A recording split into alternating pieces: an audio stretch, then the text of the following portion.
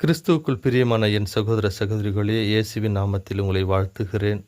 இந்த காலை வேளையில் தேவனுடைய வசனத்தோடு தொடங்கும்போது ஒவ்வொருடைய வாழ்க்கையிலும் அவர்களுக்கு எதிராக வருகிற துன்பங்கள், துயரங்கள், பாடுகள் அனைத்தையும் வெற்றி பெற்று ஒரு வெற்றியின் நடையை போட இந்த இயேசு கிறிஸ்துடைய வல்லமுள்ள வார்த்தைகள் ஒவ்வொருவரையும் பலப்படுத்தும் என்று விசுவசிக்கிறேன். அதோட உங்களையும் இந்த விசுவாசத்திலே கூட்டி செல்ல ஆசைப்படுகிறேன். பிரியமானவர்களே, இந்த நாளில் கூட பரிதிமேயனுடைய அந்த கண்ணு தெரியாத குருடனுடைய விசுவாசத்தை நாம் தியானித்து அவனைப் போல நாமளும் நம்முடைய வாழ்க்கையில் விசுவாசத்தோடு நம்ம முன்னேறி போக நம்ம பலப்படுத்துவோம். அதாவது அவனுடைய இந்த காரியத்தில் முதலாவது அவன் கேள்விப்பட்ட விஷயம்னா, நசரேயனாகிய இயேசு கிறிஸ்து வருகிறார் என்று கேள்விப்பட்டான். அவரை பற்றி முன்னமாகவே அவன் அறிந்திருந்தபடியால் அவரை கேள்விப்பட்ட உடனே அவன் கூப்பிடத் தொடங்கினான் என்று வசனம் சொல்லுகிறது. அவன் கூப்பிடத் தொடங்கினான். இன்றைக்கி நம்முடைய வாழ்க்கையில் கஷ்டம் வரும்போது, பாடுகள் வரும்போது இயேசு கிறிஸ்துனுடைய நாமத்தை நம்ம கூப்பிடத் தொடங்கணும். நம்ம என்ன செய்யக்கூடாதுன்னா, அந்த காரியத்தை நம்முடைய கண்களால் பார்க்கக்கூடாது. இந்த காரியம் நடக்குமா, நடக்காதா, ஆகுமா, ஆகாதா என்று நம்முடைய நாமளே அந்த காரியத்தை குறித்து ஒரு எடை போடக்கூடாது. இந்த காரியம் நடக்கும், நடக்காதுன்னு. தேவனுடைய பார்வைக்கு முன்பாக எல்லா காரியமும் ஒரு அற்பமான காரியம்தான். அவரால் கூடாத காரியம் ஒன்றுமே கிடையாது. அதனால் நம்முடைய உள்ளத்திலிருந்து இயேசு கிறிஸ்துவை கூப்பிட தொடங்குவோம் இன்றிலிருந்து. பிரியமானவர்களே, அவன் கூப்பிட தொடங்கின உடனே அங்கே சுற்றி இருக்கிறவங்கெல்லாம் அவனுடைய கூப்பிடுதலை என்ன பண்ணுறாங்கன்னா, தடை செய்கிறார்கள். கூப்பிடாத, நிறுத்து, சத்தம் போடாத. நமக்கு இயேசு கிறிஸ்துவை கூப்பிடும்போது நமக்கு 1008 தடைகள் வரலாம். நம்முடைய விசுவாச குலைச்சலை உண்டு பண்ண பலவிதமான தடைகள் வரலாம். அந்த தடைகளை எல்லாம் மீறி நாம் அவரை கூப்பிட தொடங்கணும். இந்த காரியம் நடக்காதுங்க, இந்த காரியம் ஆகாதுங்க, இந்த காரியம் முடியாதுங்க அப்படின்னு சொல்லி பல பேர் நமக்கு டிமோட்டிவேஷன் பண்ணலாம். முரளாக நீங்கள் எப்படி போயிட்டு இந்த காரியத்தை தொடங்குனீங்க, எப்படி செய்தீங்கன்னு. சகல வல்லமை தேவன் எல்லாவற்றையும் மாற்ற வல்லமுள்ள தேவனாக இருக்கிறார்.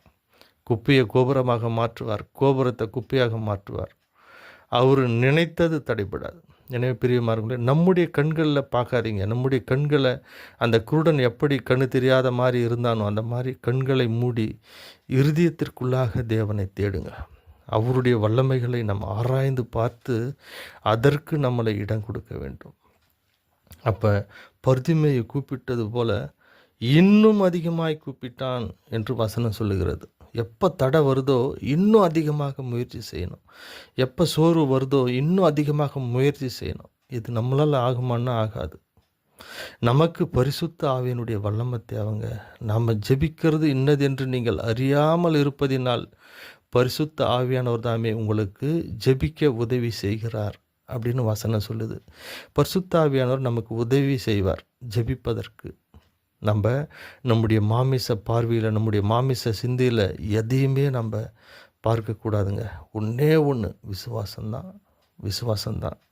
அப்பொழுது இயேசு நின்று திடன்கொள், எழுந்துரு, இயேசு கூப்பிடுகிறாருன்னு சொல்லி அந்த கூட இருந்தவங்க எல்லாம் சொல்கிறாங்க. அப்போ இயேசு கூப்பிடுகிற அளவுக்கு, இயேசுனுடைய காதலை கேட்கிற அளவுக்கு நம்ம கத்த வேண்டும், கூப்பிட வேண்டும். நம்முடைய உள்ள அவருக்கு எவ்வளோ பாரம் இருந்தால், அவர் எவ்வளோ விசுவாசம் இருந்தால் அவர் அந்த மாதிரி கத்திருப்பார். அவ்வளோ மக்கள் அவர்கிட்ட சூழ்ந்து போயிட்டுருக்குறாங்க. அடையாளங்களையும் அற்புதங்களையும் பார்க்குறதுக்காக ஜனங்கள் அவ்வளோ நெருக்கத்துலேயும் எங்கேயோ ஒரு மூலையில் இயேசு எங்கே இருக்கிறான்னே அவருக்கு தெரியல, இயேசு யாருன்னே அவருக்கு தெரியல. இயேசு அந்த கூட்டத்தில் இருக்கிறாருன்றது மட்டும்தான் அந்த பரிதிமேயுக்கு கேள்விப்படுகிறான்.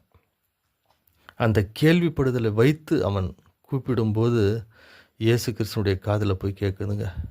அப்போ நாம் நினைக்கலாம், இந்த ஜனக்கூட்டத்துக்கு மத்தியில் நம்முடைய சத்தம் அவருக்கு எங்கே கேட்கணும்? இந்த உலகத்தின் மத்தியில் நம்ம ஒரு பாவி, நாம் ஒரு தள்ளப்பட்டவர்கள், நாம் ஒரு ஒதுக்கப்பட்டவர்கள், நாம் பிச்சை எடுக்கிறதுக்கு தான் லாய்கின்னு சொல்லி நம்ம நினச்சி கொண்டு இருந்தால் அது தவறான காரியம். அந்த காரியத்திலிருந்து நம்ம வெளியே வரணுன்னா நம்ம உள்ளத்தில் ஒரு உறுதி எடுத்து நம்ம தேவனை நோக்கி கத்த வேண்டும். எவ்வளோ சவுண்டு இருக்கலாம், அந்த சவுண்டெல்லாம் மீறி உங்களுடைய குரல் போய் அவருடைய காதில் விழுங்க. விசுவாசத்தோடு கத்துகிறவன், விசுவாசத்தோடு கூப்பிடுகிறவனுடைய சத்தம் அங்கே போய் கேட்கும், அவர் காதில் போய் விழும். அது மாதிரி தான் 12 வருட பெரும்பாடு உள்ள ஸ்திரீ 1000 பேர் அவரை தொட்டாங்க, 1,00,000 பேர் அவரை தொட்டாங்க. இருந்தாலும் விசுவாசத்தோடு தொட்ட அந்த மகளுக்கு தான் அற்புதம் நடந்துச்சு. எனவே பிரியமானவர்களே, விசுவாசத்தோடு கூப்பிடுவோம், விசுவாசத்தோடு அவருடைய உதவியை நாடுவோம். அப்போ தான் அவர் நிற்கிறார். அவரை நிற்க வைக்கக்கூடிய அளவுக்கு நம்முடைய சத்தம் இருக்கணும். விசுவாசத்தோடு கூப்பிடணும். அந்த கூப்பிடுதலுக்கு அவர் செவி கொடுத்து உடனே நான் உனக்கு என்ன செய்ய வேண்டும் கேட்குறார். பார்வை அடைய வேண்டும் என்று சொல்லுகிறான். உன் விசுவாசத்தம் உன்னை ரட்சித்தது. அதுதாங்க பதில். நமக்கு எந்த அளவுக்கு விசுவாசம் இருக்குதோ அந்த அளவுக்கு தான் நம்ம ரட்சிப்பை பெற்றுக்கொள்ளுவோம். உலக ஆசீர்வாதங்களை பெற்றுக்கொள்ளுவோம். தேவ ஆசீர்வாதங்களை பெற்றுக்கொள்வோம். தேவனுடைய ஆசீர்வாதம் நிலை உள்ளது. உலக ஆசீர்வாதம் அழிந்து போகக்கூடியது.